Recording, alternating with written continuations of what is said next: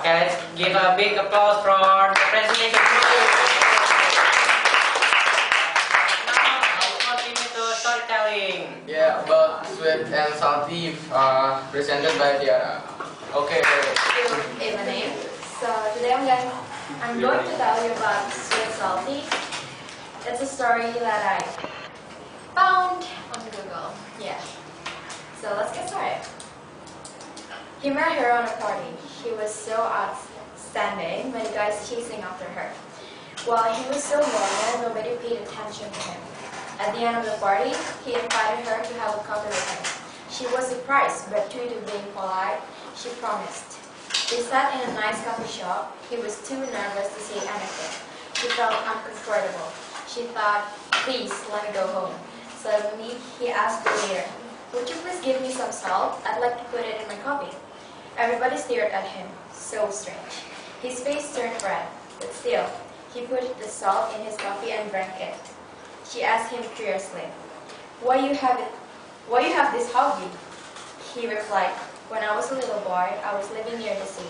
I like playing in the sea. I could feel the taste of the sea just like the taste of the salty coffee.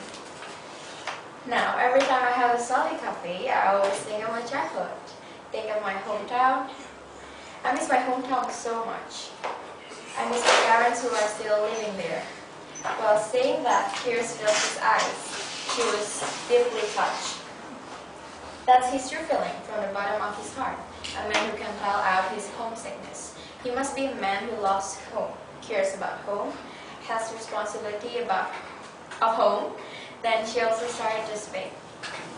Spoke about her faraway hometown, her childhood, her family.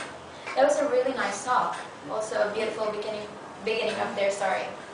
They continued to date. She found that actually he was a man who meets all her demands. He had tolerance, was kind-hearted, warm, and careful. He was such a good person, but she almost missed him, thanks to his salty coffee. Then the story was just like every beautiful love story. The princess married the prince. Then they were living the happy life. And every time she made coffee for him, she put some salt in the coffee, as she knew that the salt he'll like, the way he liked it. After 40 years, he passed away, left her a letter which said, my dearest, please forgive me. Forgive my whole life was a lie. This was the only lie I say to you, the salty coffee. Remember the first time we dated? I was so nervous at that time. Actually, I wanted some sugar, but I said salt.